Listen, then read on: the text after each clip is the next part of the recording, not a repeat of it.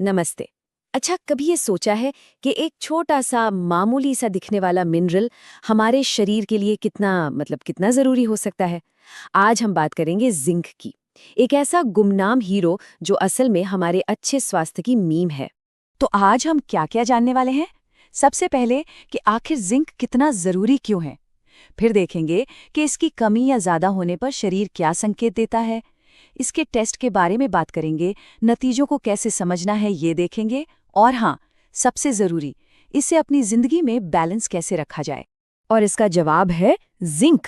जी हाँ, वही जिंक। ये छोटा सा मिनरल ना हमारे शरीर में बहुत बड़े बड़े काम संभालता है। चलिए देखते हैं कैसे। तो चलिए अब जरा गहराई में उतरते हैं और समझते हैं कि आखिर ये जिंक हमारे शरीर के लिए इतना इतना जरूरी क्यों है। देखिए, जिंक को ना आप अपने शरीर के एक मास्टर चाबी की तरह समझ सकते हैं। ये उन सैकड़ों तालों को, मतलब एंजाइम्स को खोलता है जो हमारे शरीर के जरूरी कामों को चालू करते हैं। इसके बिना समझिए शरीर की मशीनरी ही ठीक से नहीं चलेगी। और जिंक की सबसे कमाल की बात पता है क्या है?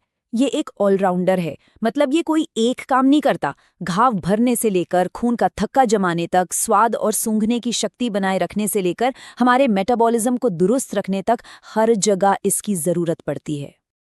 अच्छा, तो सवाल ये है कि क्या होता है जब जिंक का लेवल गड़बड़ा जाता है, मतलब कम हो जाए या बहुत ज्यादा हो जाए। चलिए देखते हैं कि हमारा शरीर इसके क्या इशारे देता है। देखिए, जिंक के मामले में ना बैलेंस ही सब कुछ है। अगर ये कम हो जाए तो बाल झड़ने लगते हैं, ग्रोथ रुक सकती है, त्वचा पर असर दिखने लगता है। और वहीं दूसरी तरफ अगर ये ज़रूरत से ज़्यादा हो जाए तो जी मिचलाना, पेट खराब होना, ऐसी दिक्कतें शुरू हो जाती हैं। तो अब सवाल ये उठता है कि आखिर ये कमी होती क्यों है। देखिए, इसके कई कारण हो सकते हैं। हो सकता है खाने पीने में ही जिंक की कमी हो, या फिर शरीर में कोई ऐसी दिक्कत हो जो इसे ठीक से सोखने नहीं दे रही। सही वजह जानना बहुत बहुत जरूरी है।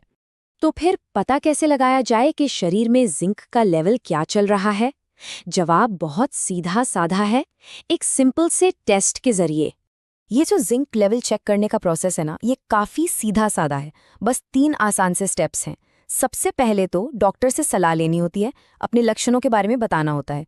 फिर एक छोटा सा ब्लड सैंपल लिया जाता है और बस उसे जांच के लिए लैब भेज दिया जाता है।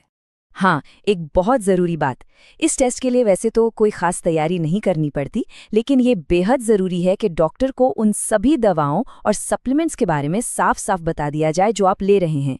इससे नतीजों में कोई गड़बड़ी नहीं होती। और हाँ, घबराने वाली कोई बात नहीं है। ये टेस्ट बिल्कुल सेफ है।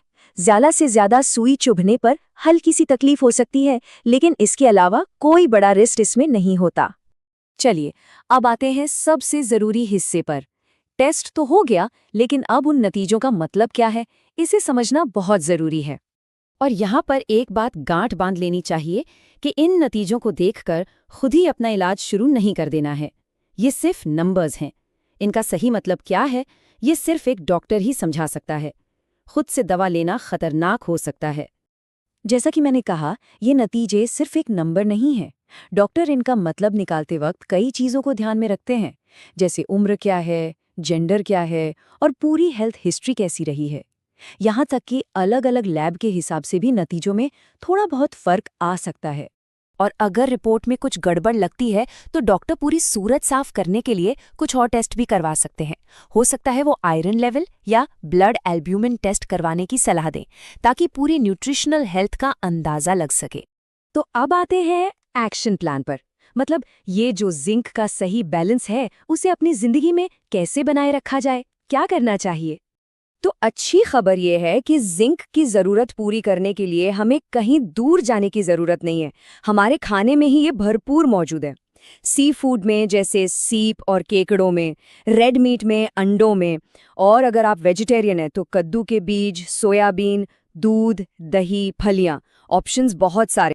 और देखिए, अगर जिंक की कमी शुरुआती स्टेज में है ना, तो उसे अक्सर सिर्फ एक अच्छे बैलेंस्ड खाने से ही ठीक किया जा सकता है। सही डाइट ही हमारी पहली और सबसे अच्छी डिफेंस लाइन है। हाँ, लेकिन अगर सप्लीमेंट्स लेने की नौबत आती है तो एक बात हमेशा याद रखनी है, ये सिर्फ और सिर्फ डॉक्टर की देखरेख में ही होना चाहिए। कितनी डोज लेनी है, कब तक लेनी है, ये सब वही तय करेंगे। तो आज हमने जिंक की इस पूरी कहानी को समझा।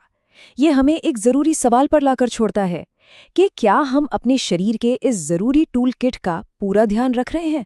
सोचिएगा ज़रूर इस बारे में। चलिए, अगली बार फिर मिलेंगे। अपना ख्याल रखिएगा।